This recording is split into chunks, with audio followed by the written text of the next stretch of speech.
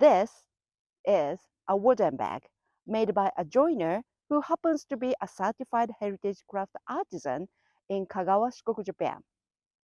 This bag didn't look like this at the beginning. What was the look of its prototype and what caused the model change? Stay tuned. You are watching or listening to an episode of The Prototypes. The show is your starting guide to exploring the world of creating your own one-of-a-kind pieces or original products that artisans in Shikoku, Japan will produce. I'm Satoko, a Bespoke Artisanal Experience Coordinator, the founder of KoLe SHIKOKU Japan, and the host of this show. I share the real stories of how the products by my collaborating heritage craft artisans in Shikoku, Japan began and developed. I hope the show inspires you to start designing your next bespoke item and, better yet, interests you to be the next Japanese artisan-made product designer.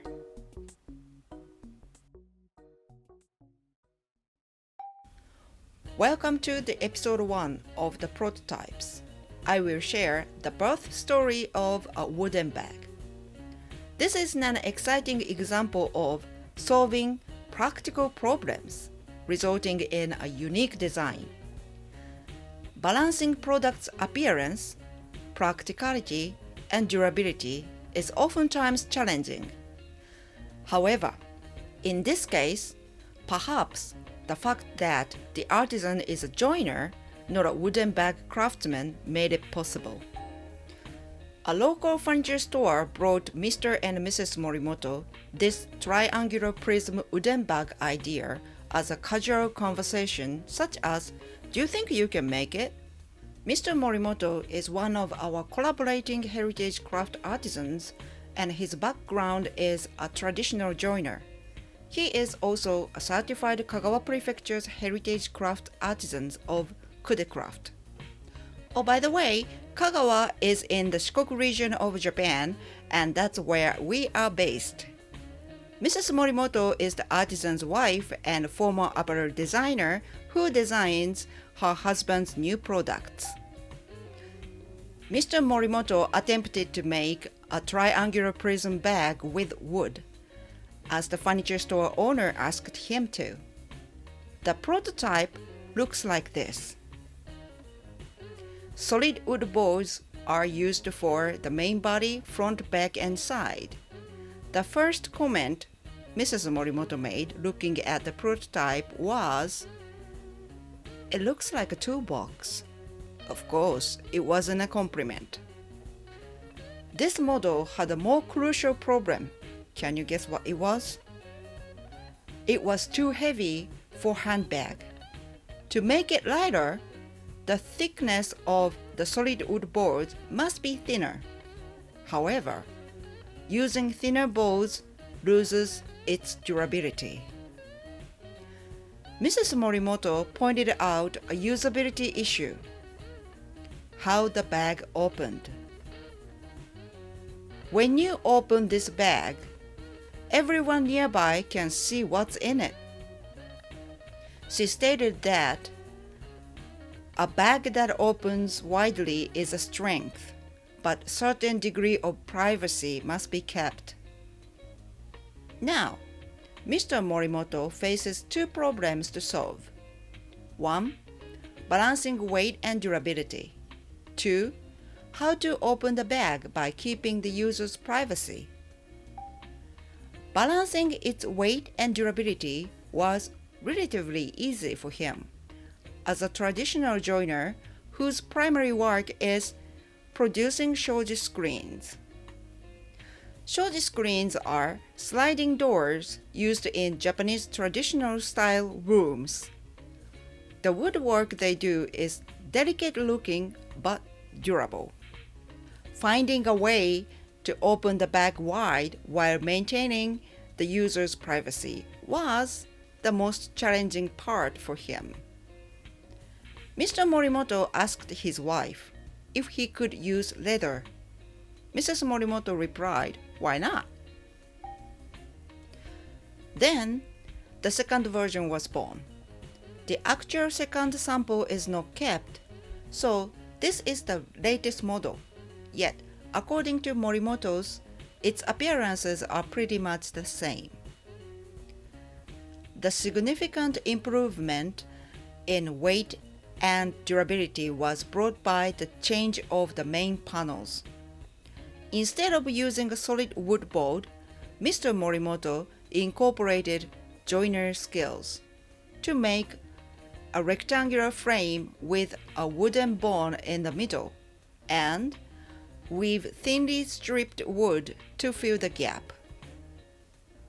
With this structure, the main panels of the bag became lighter and maintained durability.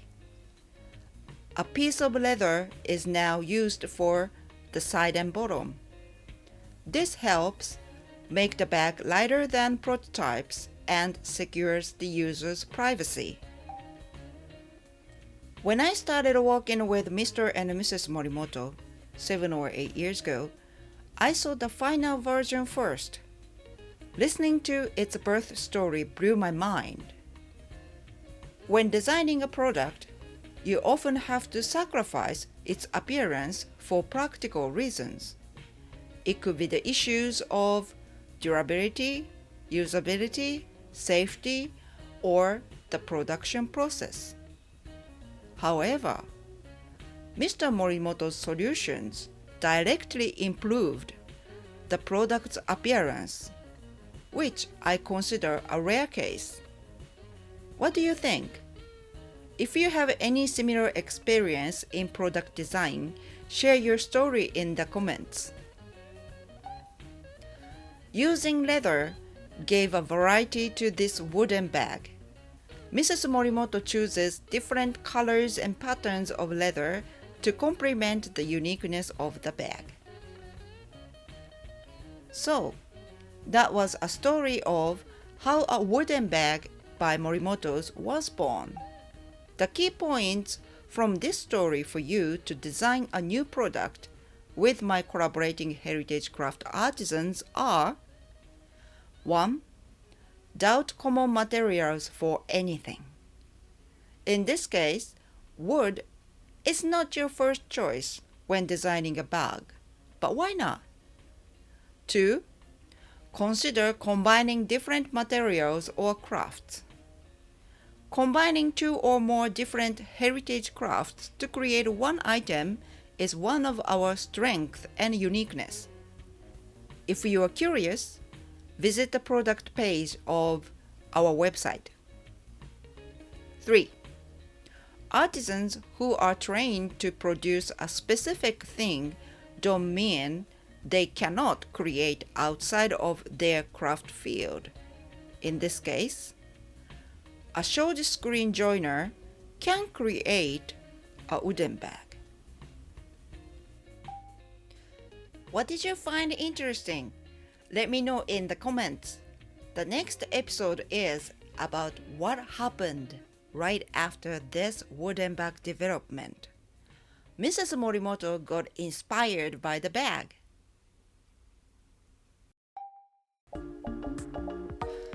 The collaborating artisans are excited about the idea of producing bespoke items, something new and unique. Once you have an idea, let me know. I'll be happy to coordinate your production. So stay connected by following me on Instagram, LinkedIn, and YouTube. For a more direct connection, join Misenoma membership. I'll leave the links in the description. That's all for this episode. Your support gets me going, so if you like this episode or want to let me know you've just listened to it, please like it or leave a comment wherever you are listening. Thank you for your support and listening. See you next time.